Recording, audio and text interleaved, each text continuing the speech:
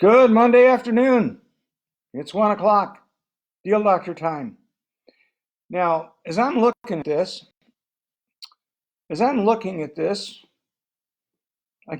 looks like it says 81, but it says 18. That's what my intention was. I'm not sure. Maybe that would work better. I don't know. The point is, we've got 18 more days. Just 18.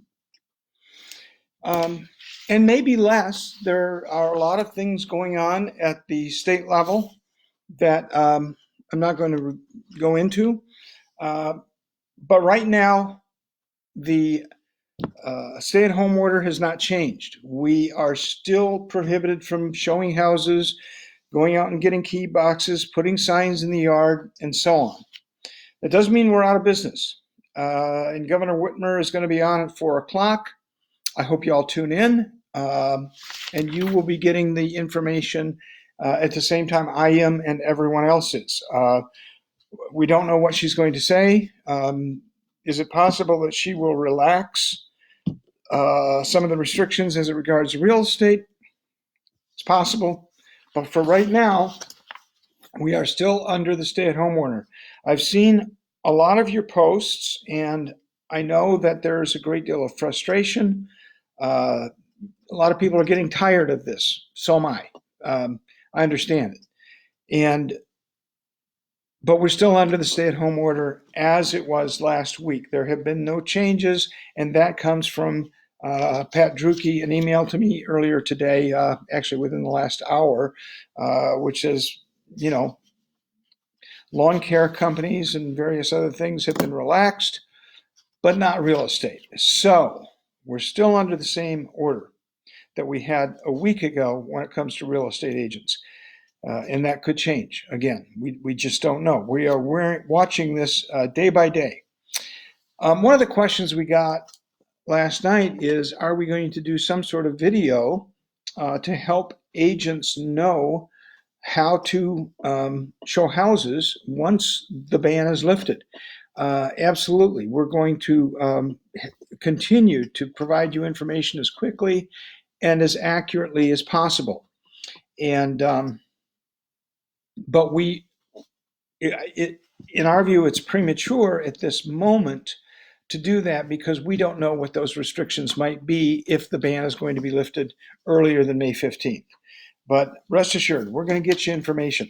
So, welcome to the Deal Doctor session for Monday, April 27. I wanted to cover a couple of things there. And,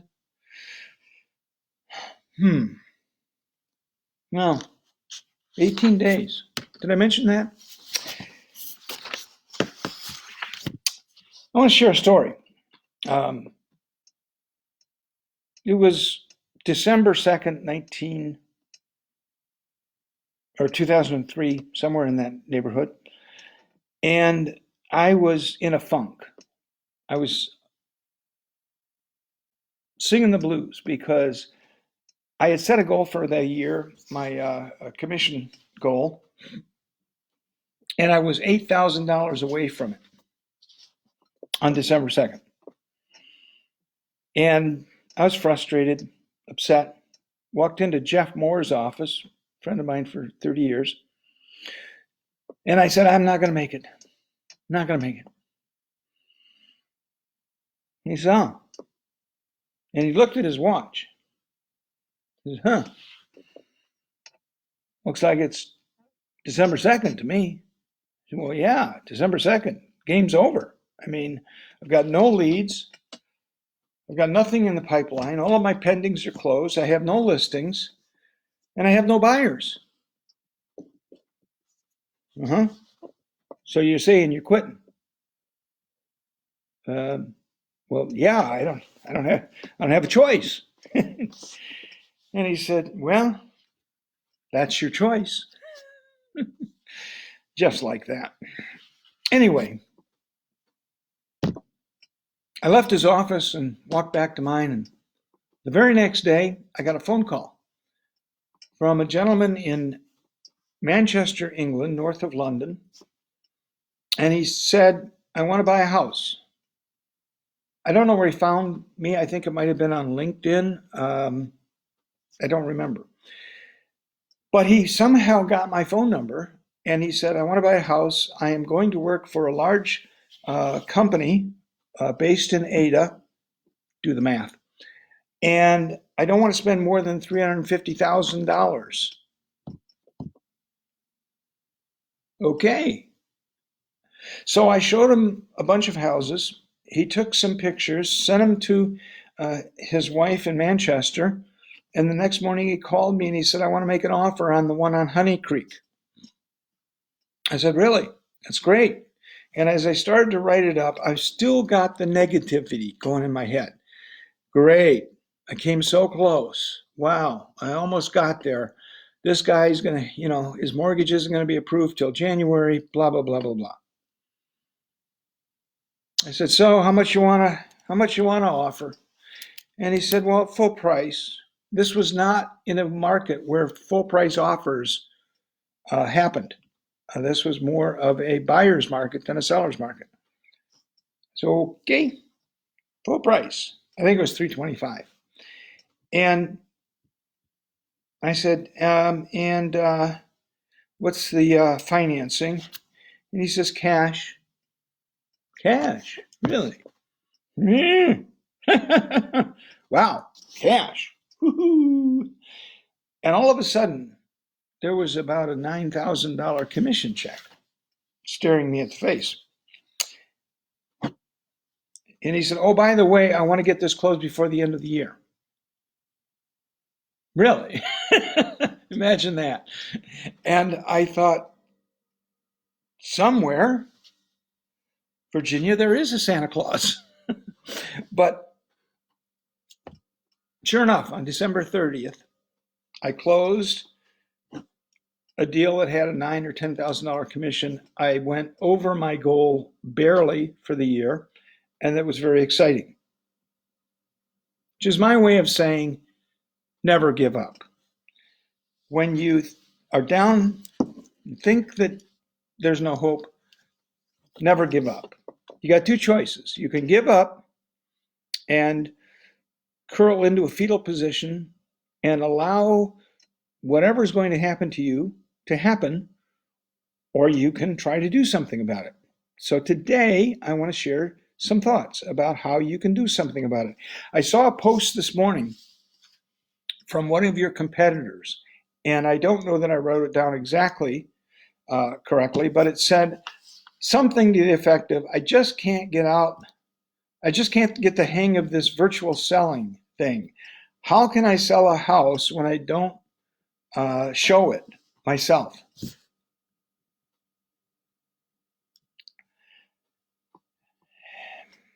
After a long thread of people trying to help this agent and guide the agent to learning something new, to expanding her business, to change and adapt, she said, I think I'll go golfing.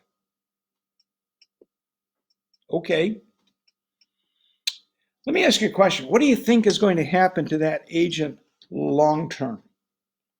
Will that agent have a career 5 or 10 years from now when her mindset is, I don't want to change? Let me tell you, I know what it is because I've seen these people in real estate for more than 3 decades. Back in the 1980s, there were certain brokers who didn't want to change. They were working on split programs, and they didn't want to change from that. That's the way they'd always done it. They'd always worked on split programs. And then along came brokers with other options that put more money in the pockets of real estate agents. And Five Star was one of those. Suddenly, those brokers who were unwilling to change, that were stuck in their ways, disappeared. They went out of business. And some of those brokers actually ended up going to work for other brokers. So part of this business that I have seen over more than 30 years is change. Change is inevitable. and it will always be inevitable. Long term, your ability to have a career in this business is going to be based on your ability to adapt and persist. Right now, 18 days. We have 18 days to gather ourselves and get working, making phone calls, sending out postcards. This is prime time. This is the best possible time you can get back to work and do it with everything you've got, because it's not going to be easy. But here's a few things I ask.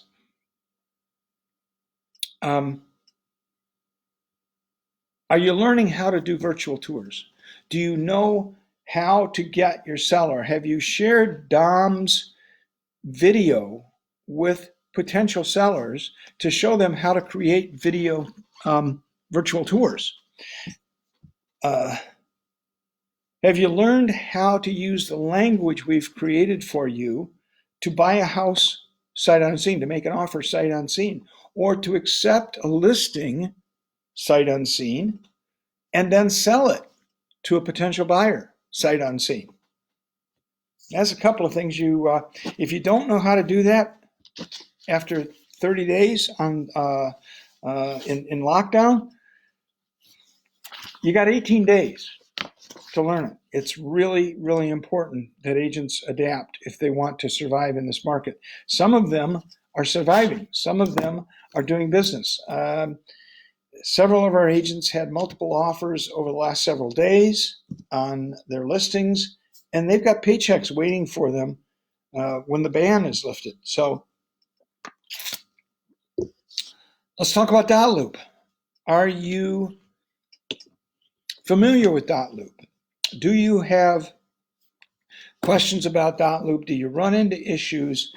And if you have those questions, reach out. Do you know how to drop a signature line into a PDF? Do you know how to move one document, copy it to another loop?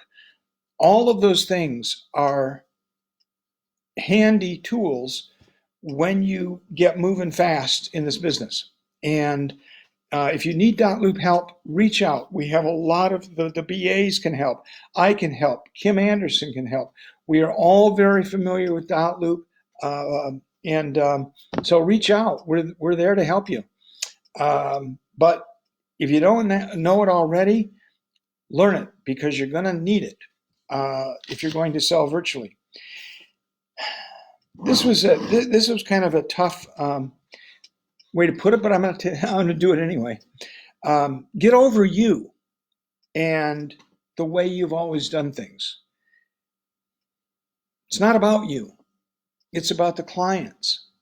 And sometimes we have to address their needs first. And sometimes that means doing it a different way. I tell the story when we had dotloop that I had written an offer on, it was a $500,000 house. And I called the buyers and I said, hey, we got this offer, looks good, everything's looks great. When can you sign it? Because after conversation, they said, yeah, this looks great, let's go forward. I said, well, when can you sign it? And they said, well, after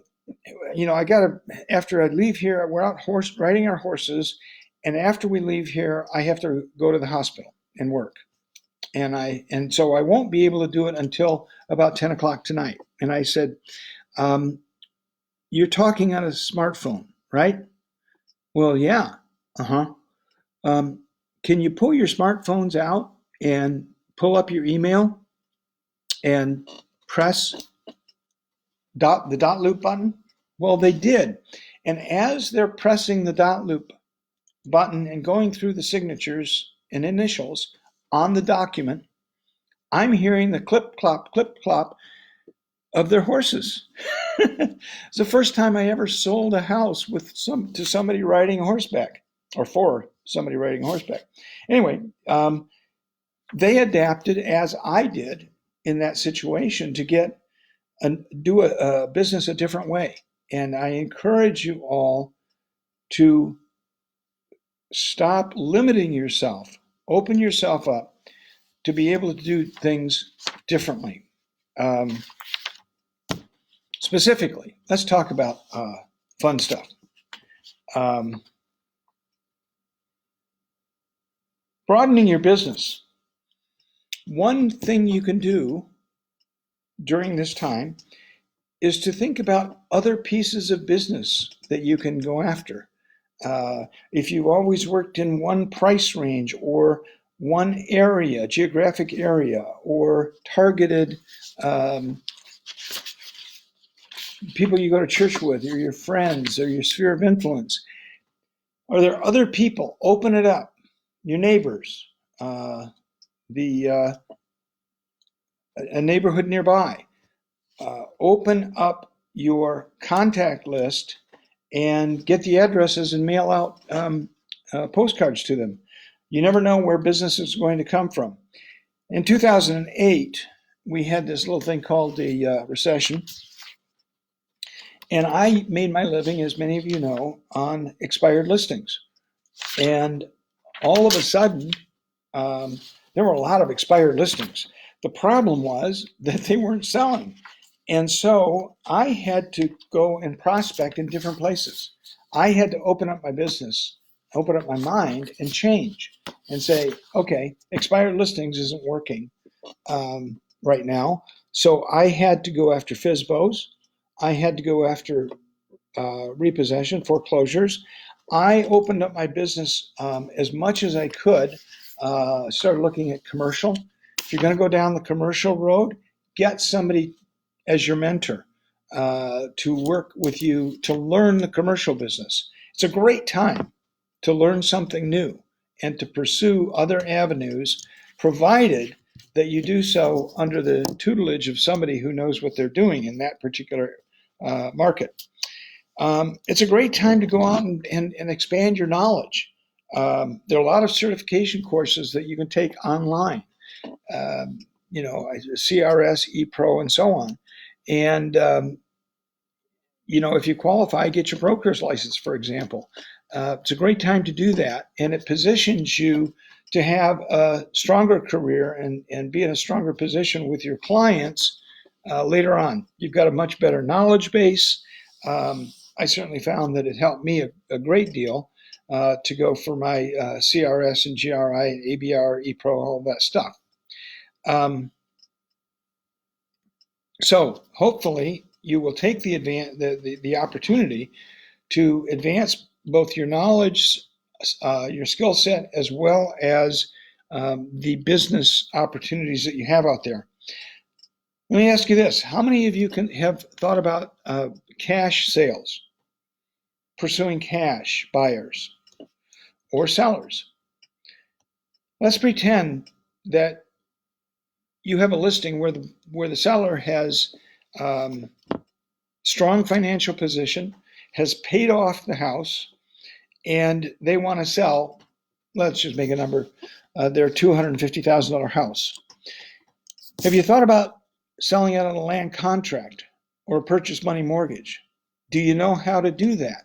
If you discover that they say, that's not a bad investment. That's not a bad investment idea. I have the security of the property.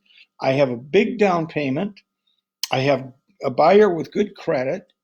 And I don't mind making 4%. Not sure why that went away.